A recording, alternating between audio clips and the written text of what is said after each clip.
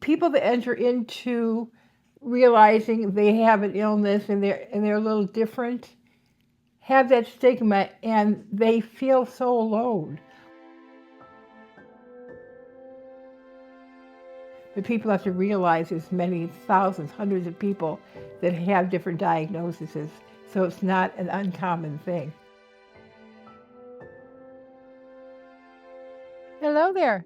My name is Pat Stewart, and I'm 75 years old. I have been struggling with schizoaffective disorder and depression for most of my life, but I am still here, I'm still me, and I have reclaimed my life.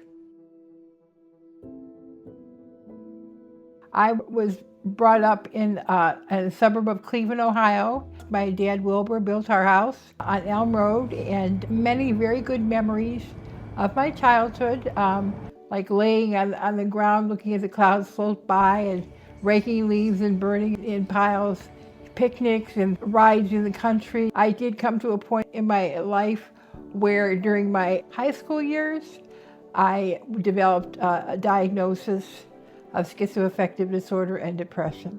So I had to deal with that from then on. So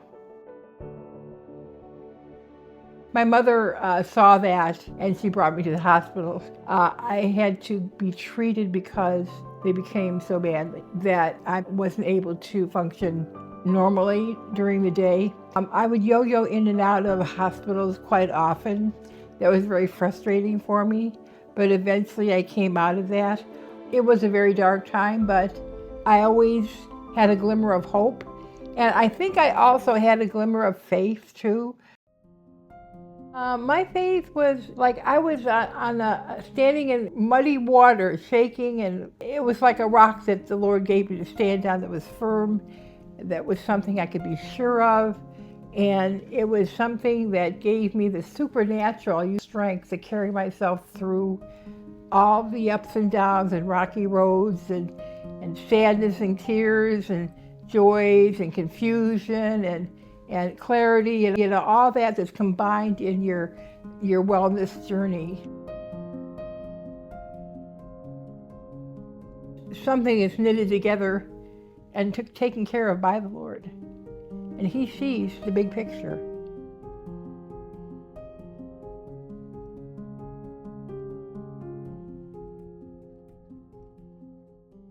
My family, my sister Laura, my brother-in-law Bill, my two nieces Katie and Anna, little Layla Bell, my great niece. They're people that made me the woman I am, and they're always there for me. They always have my back. They're a very dynamic part in my recovery. Art has been very, very influential in my life. I really enjoy listening to music and doing my paper crafting. It's very therapeutic for me.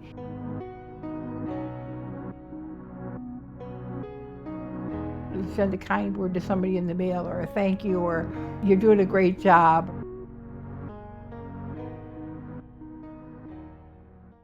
Through NAMI, I'm trained as a recovery support specialist, so I can do things like work in the living room crisis area, do one-to-one peer level counseling. I must say I'll give a shout out to one of my supervisors, Eric Metcalf. Hello, Eric. He said, "Pat, you'll crush it."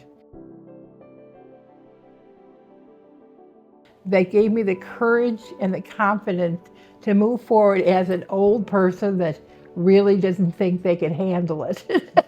And on top of that, get honors grades. I surprised myself by getting honors grades.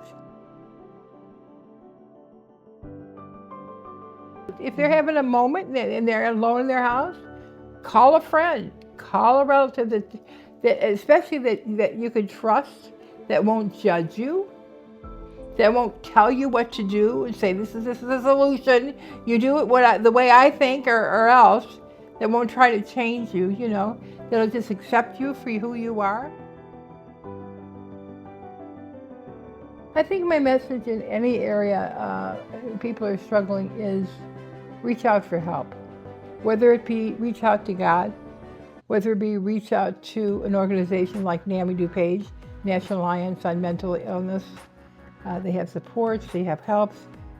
Don't be afraid to reach out. Don't be afraid to admit your weakness, because when you admit that weakness that you think is a weakness, that's the most courageous thing you can do. There's a title of a song that I always remember, and I think applies to this. Each one can reach one.